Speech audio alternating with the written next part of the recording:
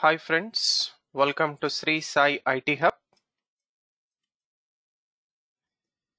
In this video of Core Java Programming, we are going to discuss the following topic: ArrayList class with list iterator method in Java Collections Framework. So first of all, we'll understand what is Collections Framework in Java. Right, so collections means collection of objects or group of objects as a single unit or a single object in Java program. Then what is framework? So framework means it is a library to work with Java collections, and that library is available in the form of java.util package. So in this java.util package, we have different classes and interfaces using which we can work with Java collections. So in Java collections, at the top level base class is collection interface. Interface is also nothing but a pure abstract class. Now under this collection interface, we have four popular collections. First one, list interface collection. Second one, set interface collection. Third one, queue interface collection. And fourth one, map interface collection. So these are the four popular collections. Right. So now coming, what are the advantages? Why we have to use collections to store data as collection of objects? So first of all, these advantages are with respect to storage of data with primitive data types, arrays, objects, array of objects. Now in all these four cases, we have some limitations. In primitive data types, we can store only that particular value in a particular data type variable in primitive data types. In arrays, we can store only same data type values with a fixed size. And in objects, we can store different types of values. But in objects, if you want to perform any operations, then we have to write it manually. Operations means adding, deleting, searching, sorting, etc. And similarly with array of objects. So to overcome all these limitations, we have collections framework in java.util package. So in collections framework, in collection of objects, size of the collection is dynamic. We can add, we can delete, we can update any number of objects, so it increases or decreases dynamically. So in collections, we can store homogeneous collection of objects or heterogeneous collection of objects, same type of objects or different types of objects. In collections, we have different predefined methods to perform different operations. So no need to write any logic or method in our program. We can add, delete, display, search, sort. We can perform multiple operations using predefined methods. And next, we can store any data type data in collections as object format only. So whether you want to store integer data, character data, boolean data, or floating data, anything in collections will be stored in the form of objects only, and that too object class object format only. Right. So now coming to collections. So collections is only for objects, but it is not for primitive data type. And next, collection is nothing but only collection of objects. And in collections, every data is stored in the form of objects only. So collections means collection of objects. Right. Now let us try to understand how to work with ArrayList with list iterator method. So first of all, ArrayList is available in java.util package, and ArrayList is inherited from list interface. List interface is inherited from collection interface, and collection interface is inherited from iterable interface. So all the methods of iterable, collection, and list are available in ArrayList as a complete method. So we can use those through reusability of inheritance. Right. So this is description of the ArrayList class. So in this ArrayList class, java p hyphen p java.util.arraylist, go to the command prompt and issue this command. We have list iterator method whose return type is list iterator interface cursor. So as of now, we are going to use list iterator method whose return type is list iterator, which is an interface, and technically it is called as cursor. So similar to iterator cursor, we have list iterator cursor. What is the speciality? We'll understand. Right. So now coming to some basic points, important points of ArrayList. It is a collection of objects as one-dimensional array. Means it will store different collection of objects internally in the form of one-dimensional array. And next, it provides indexes to collection of objects, and these indexes starts from 0 to size -1. And in ArrayList, we can accept duplicate objects, more than one object of same data, and then it preserves the order of objects, which means in which order we are adding the elements into the ArrayList, it will store in the same order only. And whenever we create an object of ArrayList, the default capacity is 10. Right, so coming to the constructors and methods. Right, so we have ArrayList, which is a default constructor whose default size is 10. And we are going to use this method, list iterator method, whose return type is list iterator, which is an interface, and technically it is called as a cursor. So let us understand what is this list iterator cursor. So coming to the list iterator cursor, first of all, it is a interface and technically it is called as cursor. Next, it is available in java.util package and it is inherited from iterator interface cursor only, and it is a bidirectional cursor. So what is the use of this cursor? Using this cursor, we can access elements or objects of an ArrayList collection linearly from first to last and last to first using its methods. So we can access elements of an ArrayList collection linearly first to last and last to first. So that's why it is called as a bidirectional cursor. And if we see the description of list iterator cursor, it goes like this: java p hyphen p java.util.list iterator cursor. It is inherited from iterator cursor. So methods of iterator cursor can be used here, which are hasNext, next, and remove. So using these methods, we can access the elements of an ArrayList first to last, and the methods are hasNext, next. So hasNext will check whether you have the next element in the ArrayList or not, and next it will access the immediate next element of a ArrayList. Similarly, we can use hasPrevious and previous. So hasNext, next will make the list iterator cursor move from first to last, and hasPrevious and previous method will make the list iterator cursor move from last to first. So forward direction, backward direction. So that's why it is called as a bidirectional cursor.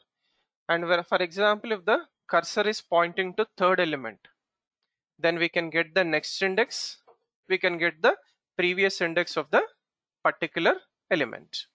Remove, when the cursor is pointing to a particular element, we can remove that element. Set object, when a cursor is pointing to a particular object, set means we can replace that object with a new object. Add object, when a cursor is pointing to a particular element, we can add an object in between at that particular position, and remaining elements will move aside. So these are some extra methods which are available in list iterator, which is a bidirectional cursor. So these are some important methods. Right. So now let us try to demonstrate this with a small program. ArrayList class example6.java with list iterator cursor. So take a new page, put comment at the beginning of the program to access elements or objects of ArrayList collection using list iterator cursor. Import java.util package, take main class with main method. So save the program as ArrayList class example6.java in your working directory. Right, so we are creating an object of ArrayList class. ArrayList AL is equals to new ArrayList with a default constructor, who then the default capacity is 10. And next in the ArrayList we are adding few elements 10, 20, 30, 40, 50, and these elements we are adding through add method. So these elements will be added one after the another. Okay, and then we are printing the array list. So here if we see array list description, you will get add method also. So this is a default constructor and add method. Default constructor with a default capacity of 10, and then it goes add method, add of object. So this is add of object. It will be added from one after the other from end. Right. So next we are printing the array list 10, 20, 30, 40, 50, and we have kept a comment for remaining cases.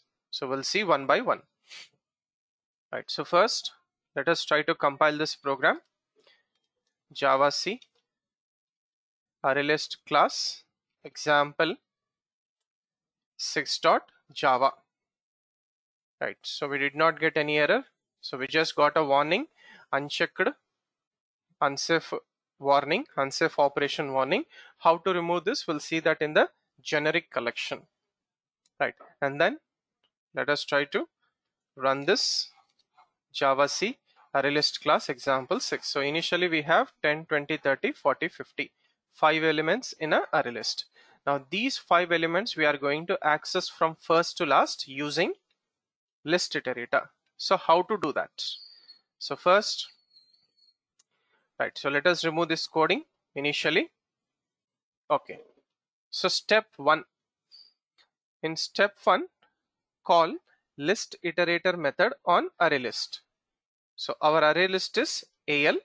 On AL we are calling list iterator method. So the return type of list iterator method is list iterator cursor. So method name is also list iterator and return type cursor is also list iterator. So return type is list iterator cursor li. So internally li will be pointing before the first element.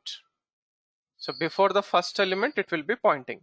After that we'll check has next, next, has next, next, has next, next, has next, next, has next. After 50 we don't have any element come out of the loop, so we'll use has next, next in a while loop. Okay, so li initially it will be pointing before the first element, right, and then use the while loop. So while li dot has next, it will check whether we have the first element 10. Yes, true, access that element. Li dot next, so it will return that as object in object class object format, typecast that into integer format and store that in X. Print 10. Similarly, has next 20, true, access 20, print 20. Has next 30 is there, yes, access 30, print 30. 40, 50. When there is no element it will come out of the loop. Okay, and then print array list once again. Right, so save this, go to the command prompt, recompile and rerun. So 10, 20, 30, 40 and 50. We don't have next element, boolean false, come out. Right, so what we'll do here is we'll try to access, use set method. How? If x is equals to 40, means when the cursor is pointing to 40, list iterator dot set 44. In that position we are putting 44. Right, save it, recompile rerun. So when X is 40, it is replaced with 44. So this is set operation available with list iterator cursor. Similarly, if X is equals to 50, then add 505. So in place of 50, we'll get 505 and 50 will be moving aside towards the right side. So set means replace, add means here add in between, right? So save this, recompile and run, right? So when 50, so when it is pointing to 50, it is adding from the last, so it will not move aside because it will not take the index position. So here it will be adding next to 50 but not in place of 50. Okay, so adds object next to given object, right? So this is how we are supposed to work with list iterator in forward direction. Now we will use the same cursor to move in backward direction. How?